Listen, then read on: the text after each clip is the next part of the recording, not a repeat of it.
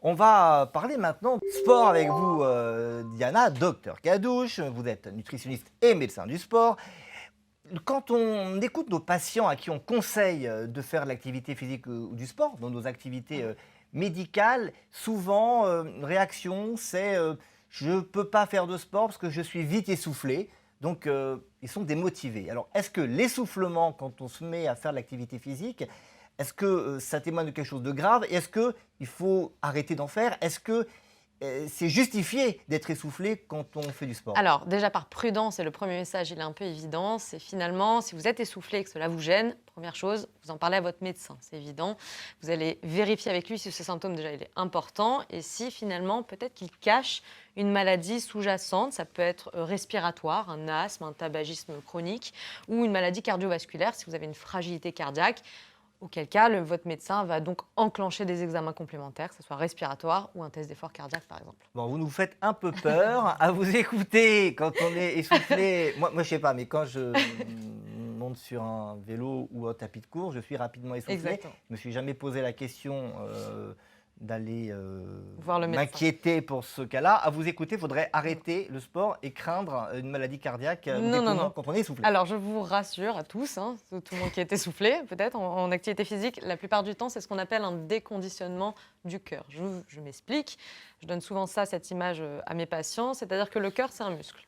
Il apprend rapidement et malheureusement, il désapprend aussi rapidement. Donc, l'idée, c'est que si ça fait bien longtemps que vous n'êtes pas mis à l'activité physique, ça y est, vous êtes motivé, je ne sais pas pour quelle raison, tant mieux pour vous, vous vous y remettez. Et bien, c'est un petit peu comme l'ordinateur qui est au fond de votre pièce, que vous n'avez pas ouvert depuis 10 ans, aucune mise à jour, et là, vous avez décidé d'aller sur Internet tout de suite. Ça va être un peu compliqué. Ça me parle. Ça me parle, Philippe. Vraiment, je ne sais pas si vous êtes sportif, mais l'informatique, ça vous parle aussi? Voilà. Très bien. Un petit peu ramé, quoi. Le sport, c'est un peu moins parlant pour vous. Bon, effectivement, ça va mal se passer Exactement. si on fait dans ces conditions. Oui. Alors, justement, finalement, l'idée, c'est de comprendre qu'il faut reprendre les choses progressivement, du coup, avec les mises à jour, et donc réapprendre le cœur donc à faire de l'activité physique.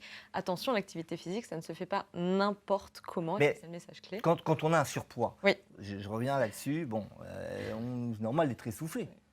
Alors justement, très souvent, nos patients disent « je ne peux pas, c'est à cause de mon poids. Mon poids, ça me rend essoufflé. » Eh bien non, désolé, encore une fois, c'est le déconditionnement. Le poids n'a probablement rien à voir là-dedans. D'ailleurs, on propose souvent aux patients de faire de l'activité physique qu'on appelle adaptée, APA, si vous entendez cet acronyme, activité physique adaptée. On considère aujourd'hui que c'est une réelle prescription pour les médecins. C'est un vrai traitement. C'est un vrai traitement, il y a des doses, d'accord? C'est-à-dire que, il faut le faire tant de fois par semaine, fréquence, intensité, type d'activité physique.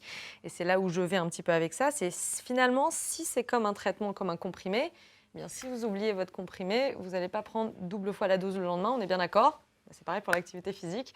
S'il y a des effets bénéfiques qui ont été bien montrés scientifiquement pour la santé, et si c'est mal fait, des effets secondaires. Quand vous fêtes du sport les uns et les autres, vous êtes déjà blessé ou pas?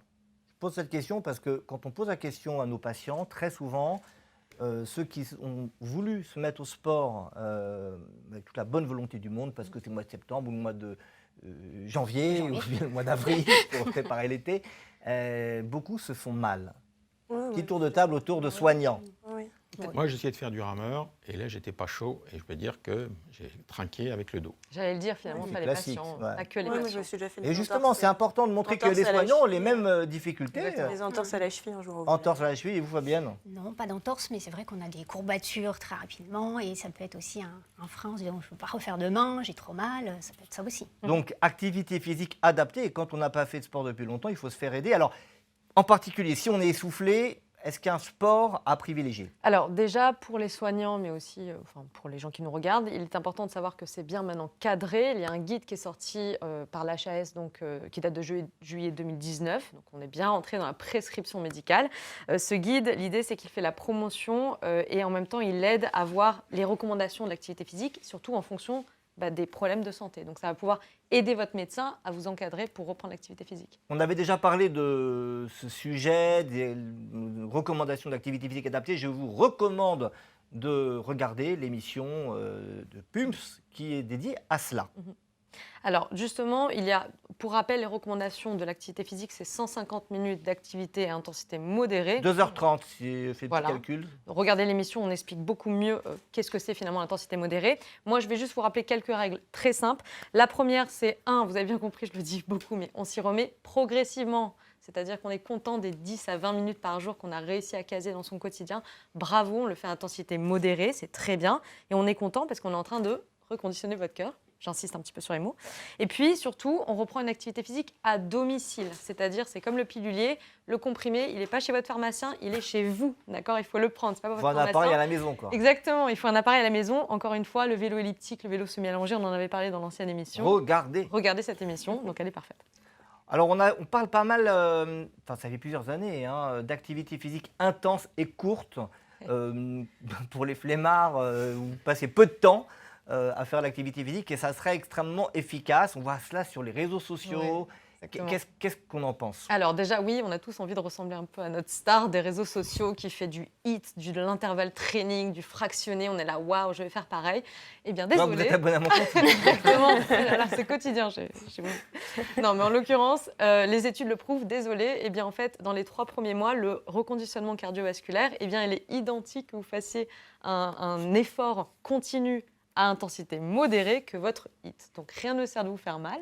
Et l'autre petit conseil que j'ai, s'il vous plaît, évitez-moi ce qu'on appelle le week-end warrior pour se sentir un peu mieux de sa semaine où on n'a rien fait. C'est généralement là où on a le plus c'est de pas mon blessures. compte, Non, pas du tout, musculo-squelettiques. Donc, c'est vraiment des blessures qui vont survenir. Ça ne sert à rien. Encore une fois, il y a 3 mots-clés. Progressif, modéré et assiduité. PMA. Mais c'est pas du tout le C'est sujet. pas dit. Un autre sujet. Merci beaucoup, Diana. Alors,